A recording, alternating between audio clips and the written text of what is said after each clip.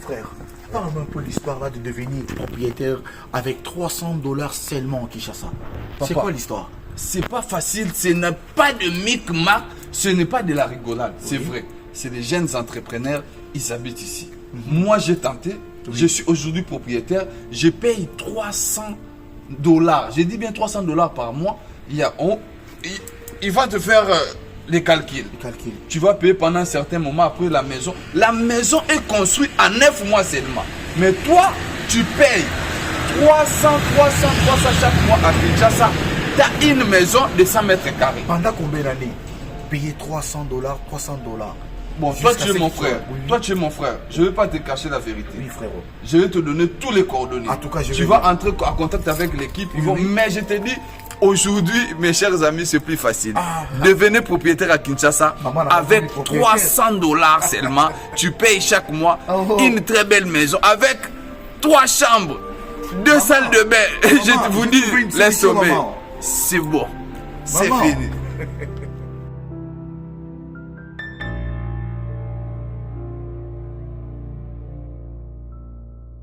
UBC, Université belgo-congolaise, a déjà ouvert ses portes à Kinshasa.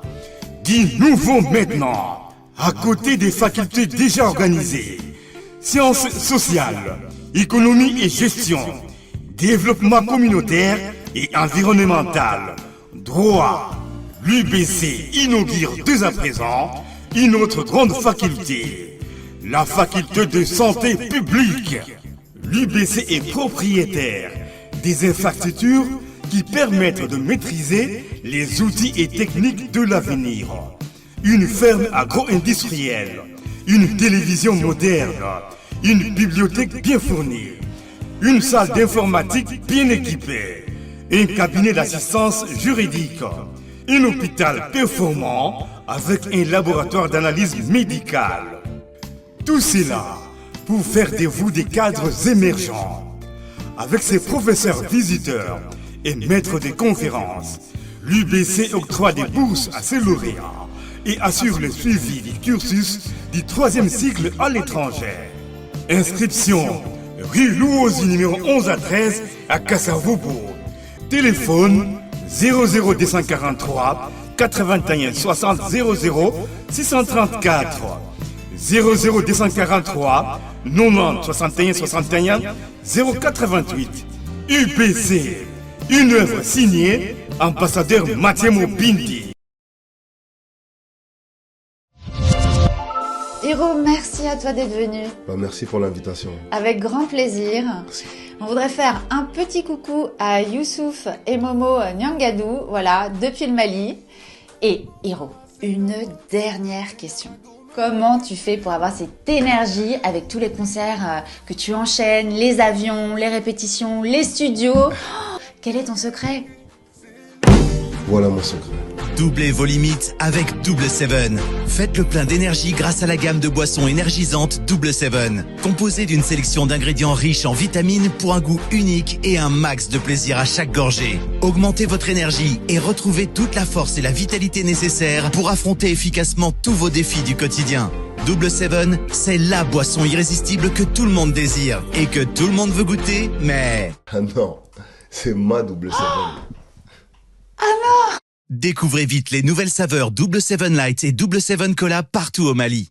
Mbote bandeko banso ya bosolo na politique officielle moko ya misa oyo biso na bino tozwaka libaku penze ya kokutana hapo na kusolola maimatali République démocratique du Congo to faire connaître bino nini ezali ba nouveauté nini ezali actualité ya sika na kati ya mboka na biso yango bino banso ba bozwami na ngambo ya Ngaliema bozali na Kitambo bozali na Mongafula bino ba bozali na Kasavu Bulingwa kala ngiri bumbu bano bazali na selembao bana ya mboko bwali na selembao totombeli bino mokolo ya misato elamo bisika bonso bozwami kasi bandeko pe baina matete njili bao bazali na kingasani bakoloba te pona nini mamelo abosani biso na tombeli bino mokolo molamu na ntele na maluku bisika bonso bozali bisiko bozali kolanda bosolo la politique bino pe babo kolanda biso déjà en direct pour l'instant sur Facebook pe bao bakozwali bako ya kotala biso na nzela ya YouTube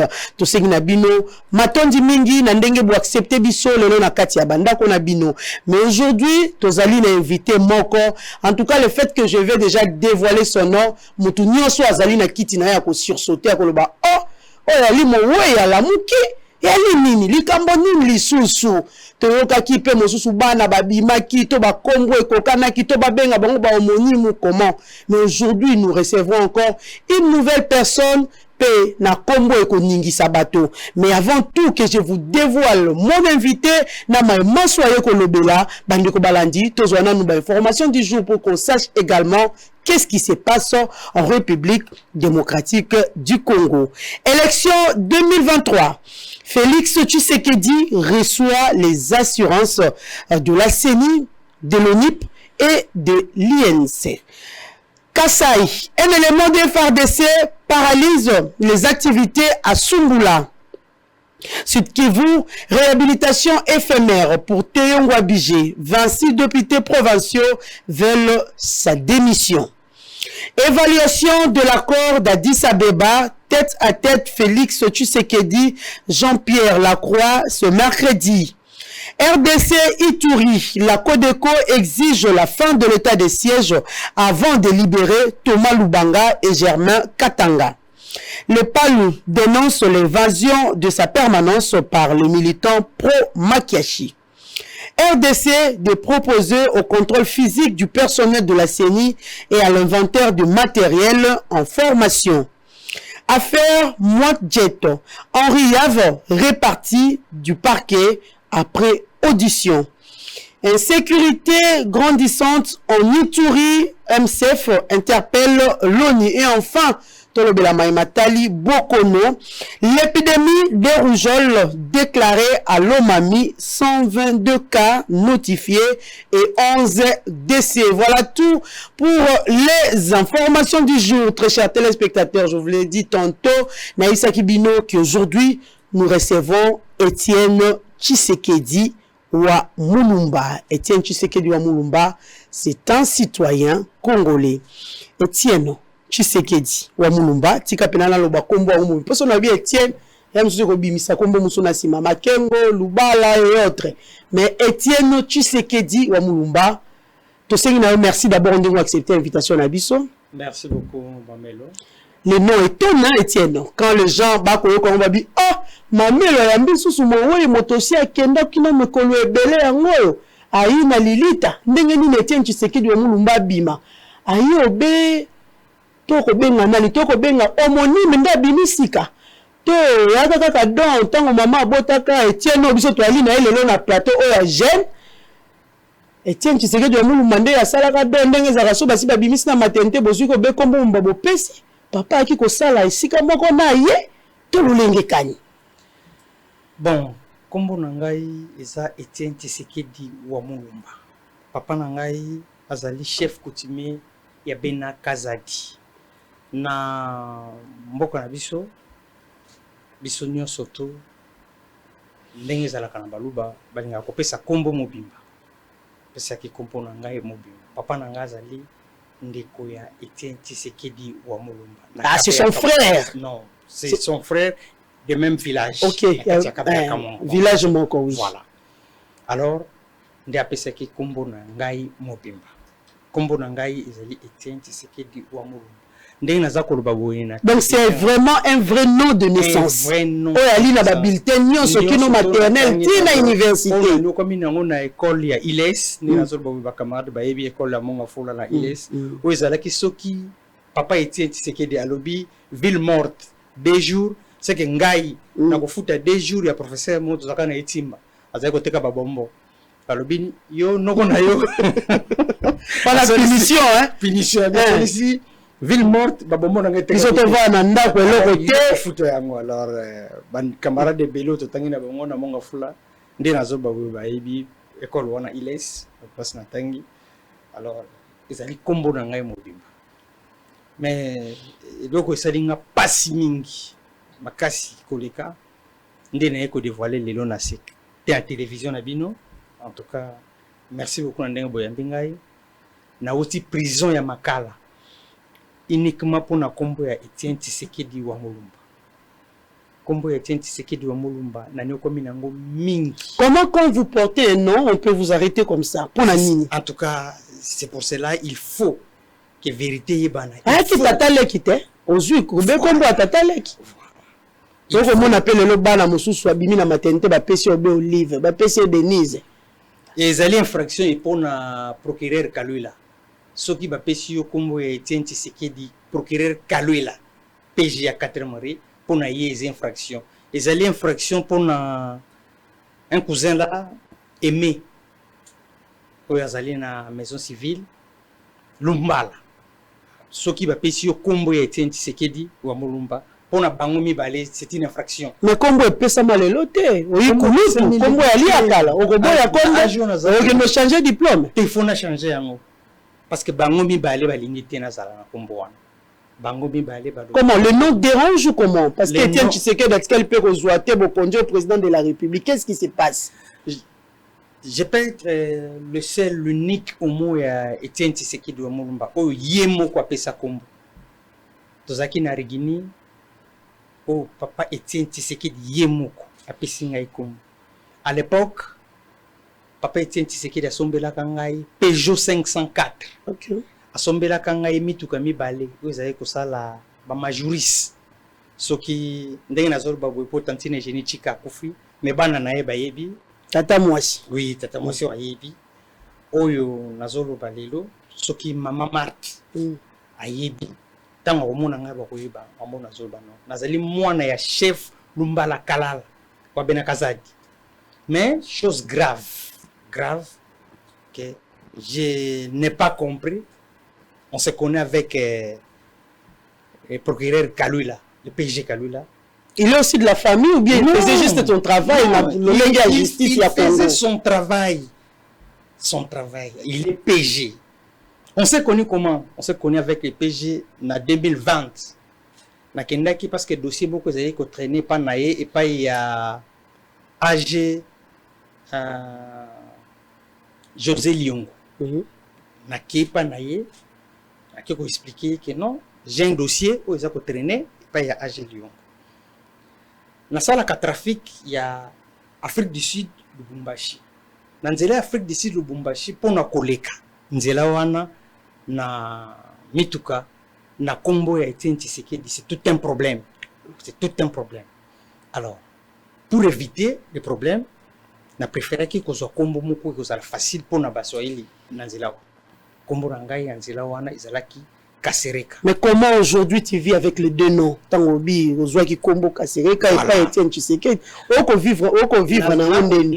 Po inkoko so po na aéroport soki si ekomomi Etienne wana. Tant Kasereka ngo pe bakoko benga po yo kité to banda ko mona ona kelasi na ba document bangani surtout ezali na kombo Etienne Tshisekedi wa Mulumba. Na kosolora na moto je peux me présenter, je dis que toi je suis Kasereka. Na ba document na ngani surtout. Comme preuve, naïbana kina José Liongo, na 2006, à l'époque, président Fatia Zalaki na présidenté. Na 2006, bakangaka mutuka na ngai Noah Erwana José Liongo Zalaki procureur na Kalamu. Bakangi mutuka na ngai epa ya magistrat MIT. Uniquement parce que naza Tshisekedi. Magistrat nani? MIT. OK. Uniquement parce que naza Tshisekedi. Tango na kei mutuka salaka 2 mois place wana. Na kei ko kutana na ye. Alors bakangi mutuka na uniquement parce que naza Tshisekedi. Les AG Liongo, oh les lois AG à l'époque azalaki procureur. Là c'était à quelle année? En 2006. C'est lui qui a ordonné Bapé Sanga Mutuka.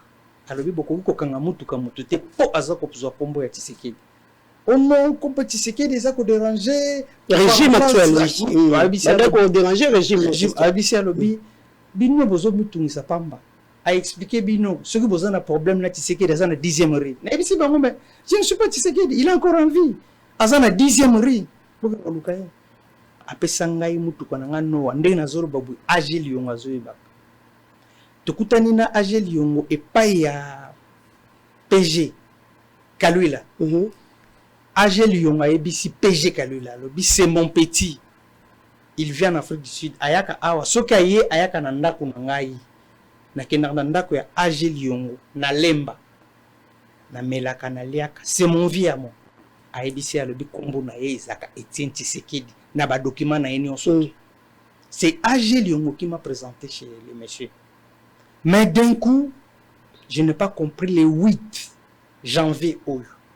Il y a 2022. Na ke epai ya PG pour na kolandela dossier moko eza epai ya magistrat Mout. Dossier esali une année. Mout aboyi ko sambisa nga lobi eza na mama os. Il y a cassation à benga qui a le dossier na basambi sangote. Malor que batuana babotolinga mutuka, babotolinga basima, babotolinga conteneur. Babotolinga ngo bepo na kombo. Kaka ndeba problème nga na zakana na vie. Alors pendant que tu es sur na PG, je n'ai pas compris. PG s'est fâché à décider ko kangangai. Ndeko kangama ngai na kangami na kati ya bureau ya PG de 16h à 18h na bureau ya PG yemoko alobi azana pouvoir au kangama tout oui c'est bien bon il a ce pouvoir là mais il ne peut pas mandat à la raté ou arrestation balamaka kaka boina ko tambala moko na bureau na ya lobi je t'arrête avant de voir ti 18h azu ya pesinga et pas ya inspecteur Zaki. Dans consigne déjà, dit Zaki, entendre Moto Tiena Boloko. Ma personne déjà consigne entendre Tiena Boloko. Pourquoi? Parce qu'il porte le nom de Tshisekedi. Et c'est comme ça qu'on... Tina de mwana mboka malembe. Ce qui comboane ya ki ko déranger na régime ya ki na 2006. Pourquoi le nom Etienne Tshisekedi wa Mulumba va encore déranger pour 2022? Pourquoi? Parce que c'est aujourd'hui Etienne Tshisekedi qui plutôt Félix Tshisekedi le fils qui a le pouvoir. C'est étonnant. C'est pour cela na kola kiso pour na koyebisa na PG Kalula ke j'ai un document là.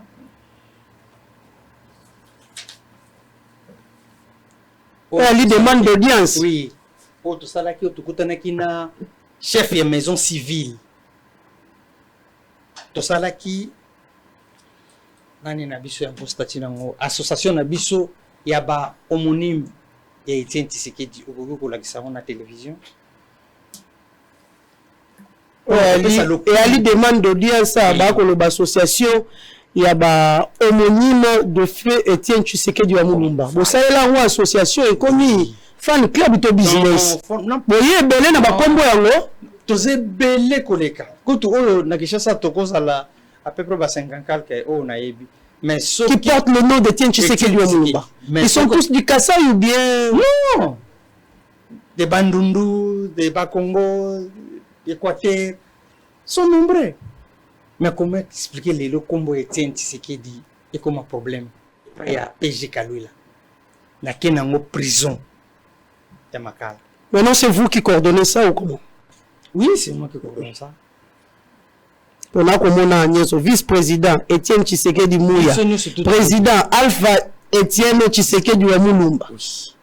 Bien sûr, tout ça, Etienne Tshisekedi. Etienne Tshisekedi, Etienne Tshisekedi, on est nombreux. Na comme on a baillé belé, zana compté na no baillé. On est à 7 signataires. On va tout signer. Bango nyoso beba Tshisekedi wa Mulumba. Tshisekedi Mouya, Tshisekedi Kalala, Tshisekedi Mutombo, Tshisekedi Kabongo.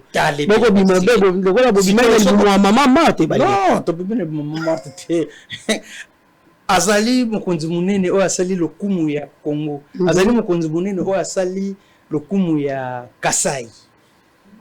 Alors na sepela ki lelo ko sala émission o na bosolo na politique ko na kolobaki politique na biso komi ko kene mabe makasi et surtout justice na biso ko kene mabe makasi pona likambo ya tribalisme na kati ya mboka na biso soki lelo bato ebele bazonyokoma ezali mpona tribalisme mpona ngai nakobisa bino lelo ke tribalisme na Congo ezalaka te na Congo bato nyonso tu balinganaka tribalisme ezalaka te tribalisme uti wapi mwana mboka tribalisme ezalaka te tozalaka na molubatisme. Comment ça? Vous parlez de tribalisme? Ou qu'on le molubatisme? Nalobi tribalisme na Congo ezalaka te tozalaka na molubatisme mpona kosufle muke na kosepela tozwa moi extrême tokosenga yango ndeko presse muyoko soka atia yango tokosenga ndeko presse muyoko akotiela biso ba image kasi avant que batiela biso ba image c'est vrai nous allons parler na maimatali tribalisme siko nanga tuna nini yango oyo pena ba autorité ba ko reprocher yo pourtant batia na boloko batiaki na boloko pona nini kaka pona kombo to peut-être manipulation pe yaki na nzela na sima na yo mwana mboka. J'ai des enregistrements, j'ai des audios qui na koyoka kisayo. Okotika na koyoka manipulation mususu te à part likambo ya kombo ya Etienne Tshisekedi. Eloko mususu ya na sima te, eloko te. Na pesi yo moto na temps na zoloba na zotanga kombo ya procureur Kalwila, na zotanga kombo ya magistrat instructeur ya dossier CAB, na zotanga kombo na bango mibale. Soki bango bayebi eloko mususu bakoya ko contredire ngai mais ngai naza na baenregistrement parce que téléphone ngai enregistre naza na baenregistrement oyo nakoki kotiela yo mpe oyoki makambo nini oyo bato wana baza koloba juste kasi to na bosolo te bosolo yali vérité balobaka TV radio te soki moye ezali oplobi mo ba extrait ya makambo yango te mpo na minute oyo yali lokola dénonciation okobanga lisusu po nini spo si otie de alisapi na moto te netie lisapi na moto te naza koyebisa na bango ke c'est vrai que kombo wana eza kombo ya ngai ezali kombo ya ngai soki balingi bato na kombo na ngai bakende kosangisa Bena Kazadi nyonso tu bato bazwa bato nyonso tu oyo tango tosala tango bazalaki kosala réunion ya Bena Mpuka de 90 à 96 bazalaki kosala yango na Monga Fula na Monga Fula Bena Mpuka nyonso bazalaki kokutana epai ya chef Lumbala Kalala nde papa na ngai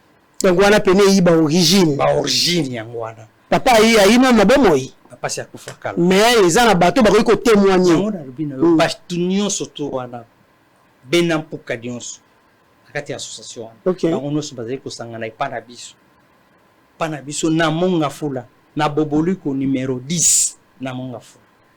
C'est là où moi je grandis.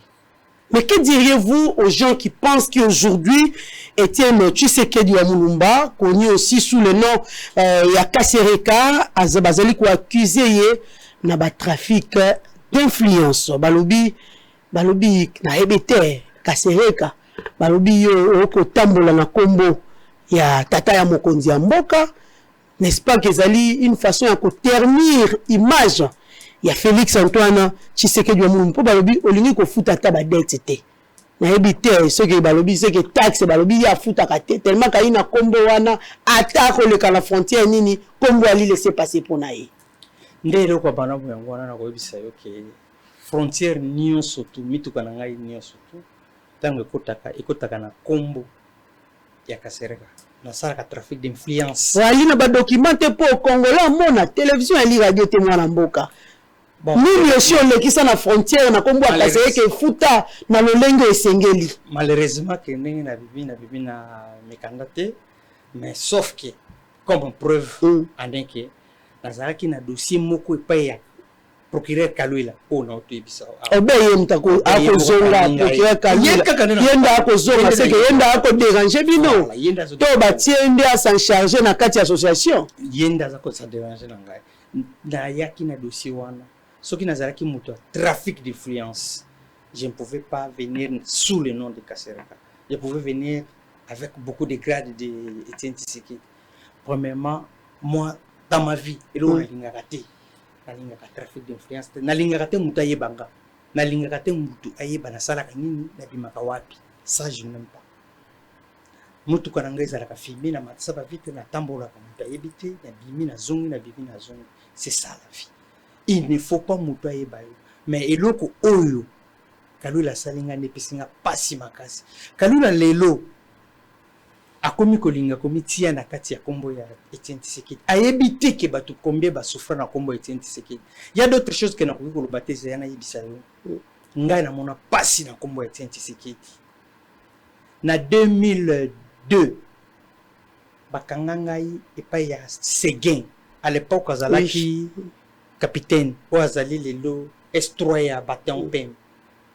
Na utambujimai na ye kazali kotambola na Henri Kifwa na Tito na Michel Kifwa na Seguin akanga ngai abetanga 500 cordelettes uniquement parce que naza Tshisekedi. 500 cordelettes. So tali mutu na ngao komona batasa cordelettes. So tali ko babetanga mokongo so la question konima 500 cordelettes. Na piqué crise na ke kolamuka na hôpital ya Kankokolo.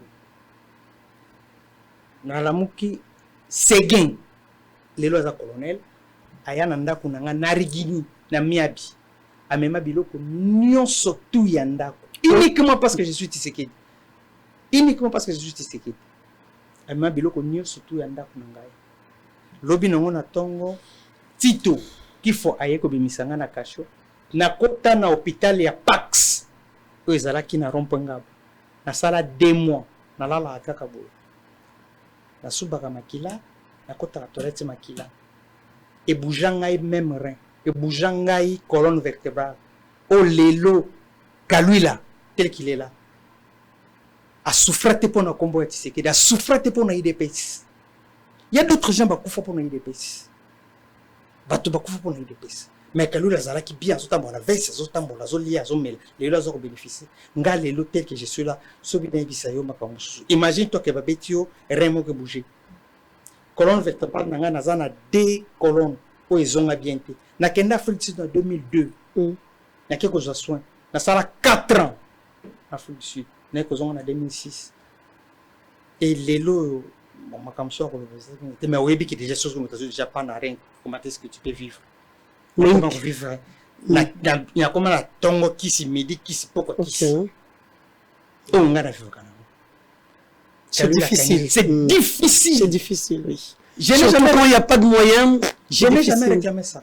Tantine Génie Chika. Azana monga fula. Azaki na monga fula kufa. Azala la seule moto assistant ngai. Mbala liboso na kutana na monseigneur. L'oncle. Oncle va kufa. Alela. Tango na yebisi comment tiski naza. Ozomuna naza moto menaza parve. La sololi na ye oncle alela. Ngana souffrir na kombo Tshisekedi. Je ne peux pas continuer à souffrir à cause de ça. Kalula ko privé nga liberté te 1 mois na prison. Alors vous avez fait 1 mois en prison. Alors que ndenge nazaki wana nazaki sukio. Na tambola kana kisi ya komela katongo medipo. Ngai cordelette Tshisekedi abetanga dingisa na mutu. Ngana kota CNPP na kota telema. Ça pas tenu na Afrique du Sud. Soki nazaki na mbongo tende na kufa. Soki nazaki na mbongo tende na kufa. Na Afrique du Sud c'est là où na meki kozwa lelo vidéo boninga no. Mais sauf que nazé pas. Moi je n'arrive même pas à satisfaire les gens. C'est pas quelque chose dans la télévision. Effectivement, nous sommes vraiment désolés. Donc bon. Et Ali Marambo Mokili. Mais ce qui est là qui likambo ko réclamer kombo to pour ko sale lango tapage to pour ko sale lango orgueil.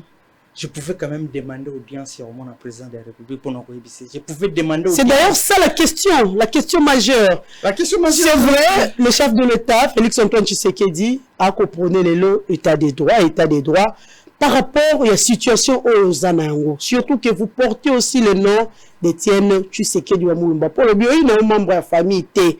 Wali Obembo Kamoko, puis Ozwaki Kombo. Qu'est-ce que vous savez lelo et pas ya mokonzi mboka par rapport à tout ce que vous avez vécu? Si j'aurais l'occasion, il y a ne fût-ce que pendant 5 minutes, je peux lui dire oh non aussi.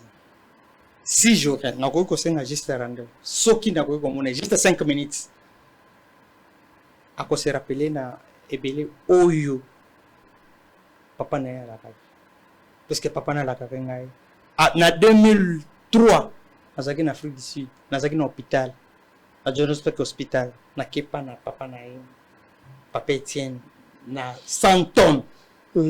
On a parlé, pas prometté un biloko belé, la présence à maman Marthe. Bon. Mais aujourd'hui, la vie est revenue à la normale. Na habité mon amboka pour na moni na katia koli olati ba komi en prison. Qu'est-ce qui se passe? Il y a toujours na katia prison moko à vie ou quoi? Naza na prison à vie. Naza na prison à vie. Naza na prison à vie comment? Tant on a dit que on a bien na Congo tous na tribalisme et tous na mulubatisme. OK, avant que nous continuons, je na ko aussi la technique aussi il y a possibilité bâtir la biso bilili wana na maimatali tribalisme comme ça. Précieux Mouyoko, je sais pas, c'est disponible ou comment? OK. OK, to koki ko continuer et puis technique et ça la biso sim tant image wana ko za disponible. C'est bon, OK. Allons-y avec les images et puis nous allons revenir après.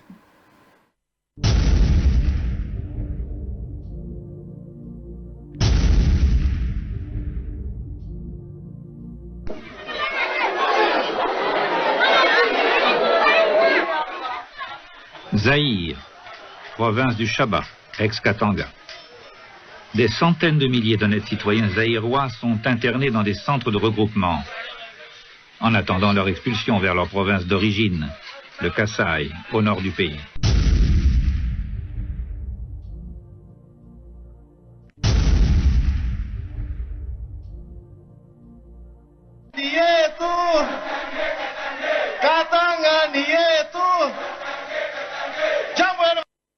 Voilà, merci beaucoup, Précieux Mouyoko, pour ces images. Moi, Lamboka, Etienne Tshisekedi wa Mulumba. Nana ko baksa toujours na kasereka. Toti ko tala na yo ba image yo yeli biso lelo na plateau ya Bosolo télévision. Yo lobi tellement que kuna na kati ya Bosolo bolobela ko be Bosolo na ye na tia na image bomo na image wana ko loba nini. Image wana yango na biso ke nazaka kana prison. Na Congo, tous en a tribalisme et tous en a mulubatisme. Mulubatisme veut dire quoi? Na Congo, nyon surtout au muluba ko sala ezamabe. Nyon surtout au muluba ko sala ezamabe. Na yebi ke boyeba si le gomo ko boyi tsaye ko bana Kinshasa, boma muluba tika nyoka. Nyon surtout au muluba sala ke zakamabe. Pourquoi nyon so muluba sala ke zamabe? Dès le départ, nous devons comprendre ceci. Prison oyo tuninga yango. Latina Colombie. Na botami muluba. Tribu oyo ya pasi koleka. Oyo batunyo balinga raté. Comment ça, ils sont congolais comme tous. Ils sont congolais comme tous.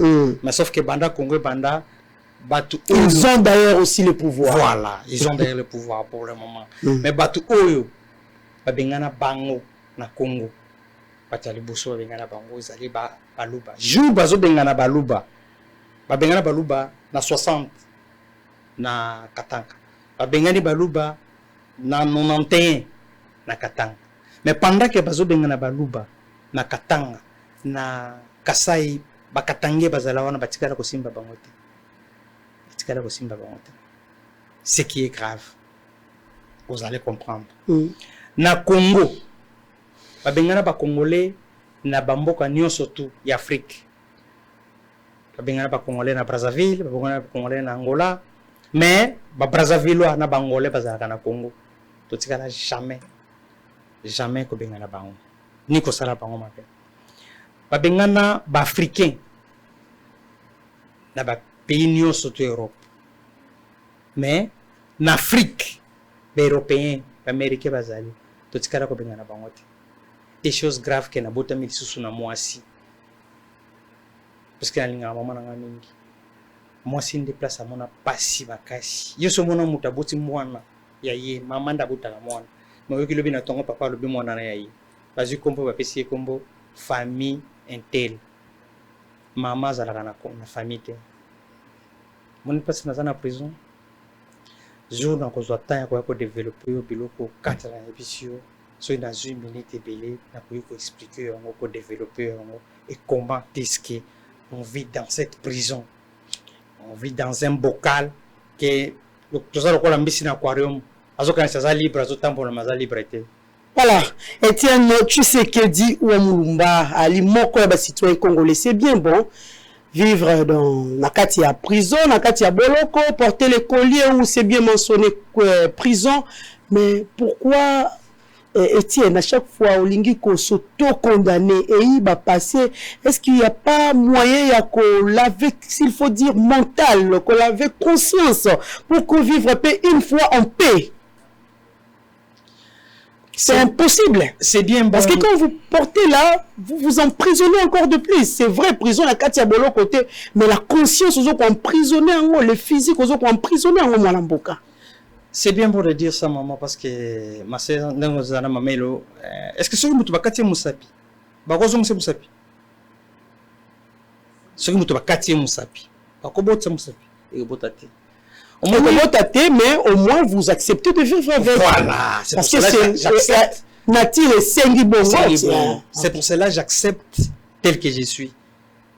Que Mutumoko Boye, parce que ça qui est ce qui est de Molumba, les repas bêta ou film et qu'enzo te beba. Mutazo monozo tamurananzelo za mutumoza mutute. C'est grave, c'est grave. De vivre tel que moi je vis dans ce pays. C'est grave. Voilà, un dernier mot. Avant aussi, ça peut être ma solo et abisso. J'espère que mon conduit Moka, Félix Antoine Tshisekedi. J'espère que Okoyoka, Mae Oyo, Mwanamboka Etienne Tshisekedi Ouamulumba, autrement appelé Kasereka, azali vraiment Kolobanakati ya plateau Nabisso Alelo ya Bosolo Télévision. Il vit Nakati emprisonnement par rapport à tout ce qu'il a vécu dans sa vie. Pourquoi? Parce qu'il porte seulement le nom du défunt père, Etienne Tshisekedi Ouamulumba, et comme il est le calvaire, et nuire même dans son santé, et nuire même dans la vie, et nuire même dans la physique. Un mot de la fin. Un mot de la fin, bon, j'aimerais bien que un jour, si possible, de rencontrer le chef de l'État, juste pour 5 minutes, de lui aider de ce qui se passe dans ce pays. Parce que je sais beaucoup et je sais comment faire. Pour rencontrer le chef de l'État, il faut... C'est à toi de procéder. Oui, quand j'aurai le temps. Il faut qu'on ait une procédure pour faire ça, parce que comme vous avez vu l'oncle, donc c'est que Yebi moi si on a GI, Pembe pour faire ça. Vous attendez quoi? Bon, j'ai beaucoup à faire au Italie dans notre santé. Ils ont vraiment primordial les gens dans notre santé. Mais il peut apporter un plus par rapport à ta santé et te faire oublier tout ce que tu as aujourd'hui dans la tête. C'est pratiquement impossible d'oublier ça parce qu'on ne peut pas me donner ce que j'avais. Parce qu'on a déjà enlevé beaucoup dans mon corps. Donc c'est pratiquement impossible. Mais sauf que, un monde de la fin, moi c'est pili vraiment dans l'émission Nabino. Et dans les Guinées saluer chef de l'État pour nous remercier que les lois de prison et ma cala batu bakomi golia Soso, bakomi golia Thompson, ba moribond bazali sous-souté. Tant on est dans la prison, la situation a changé. Vous voulez ici nous vient ça kamena moi monsieur Pembe. Vous mourrez ici là. Batu bakoma golia loso, batu golia fupe biloko etikali. Na prison batu zeko benga ngaka fati béton. Alors et vraiment le coup et les conditions de vie? Non, les conditions de vie vraiment. Oh, nakenda une fois na makala, so que kotima ya miso etangi na tamboli na pavillon et batie basi mokoyo kamawa. Oui, conditions de vie vraiment déjà un peu difficiles et surtout hôpital. Sur le plan sanitaire d'abord. Oui, hôpital déjà vraiment difficile, mais pour la Koulia, ça il faut dire la vérité. J'avais chapeau chef de l'État. Oui, en tout cas, maman ministre de la Justice. Nayoka ke alobi na télévision que a changé bango moi meni bakomi golia lelo Thompson lobi Soso lobi on ma tembele lobi en tout cas c'est vrai na vivre moi-même je suis témoin oculaire na otikuna na moni yango en tout cas félicitations Moussa Malam après nous surtout ba pesa ki merci nde na memi pe merci on a pour na chef de l'état na oiza koleka na prison. Voilà, merci beaucoup Etienne Tshisekedi wa Mulumba et qui vraiment et sengo plaisir s'il faut dire na biso to ya mbayo o ali moko ya ba président pe na kati association des homonymes de feu Etienne Tshisekedi wa Mulumba o ezali Asbel na kati ya République démocratique du Congo. To sengio, merci beaucoup. Merci beaucoup Mamelo. Voilà, nous sommes arrivés à la fin. Au revoir.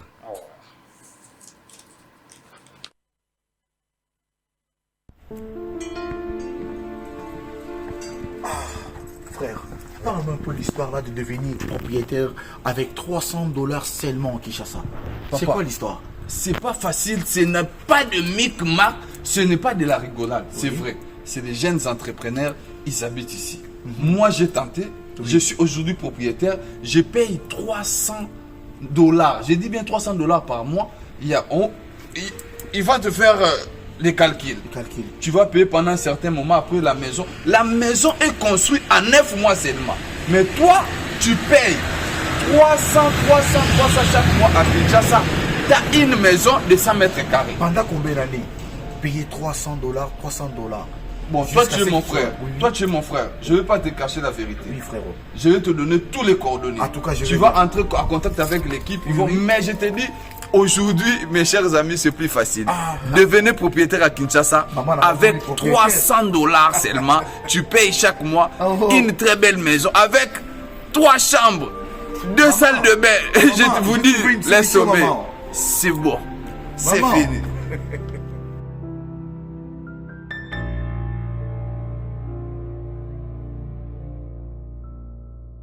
UBC, Université belgo-congolaise, a déjà ouvert ses portes à Kinshasa. Dit nouveau maintenant, à côté des facultés déjà organisées, sciences sociales, économie et gestion, développement communautaire et environnemental, droit, l'UBC inaugure dès à présent une autre grande faculté, la faculté de santé publique. L'UBC est propriétaire des infrastructures qui permettent de maîtriser les outils et techniques de l'avenir.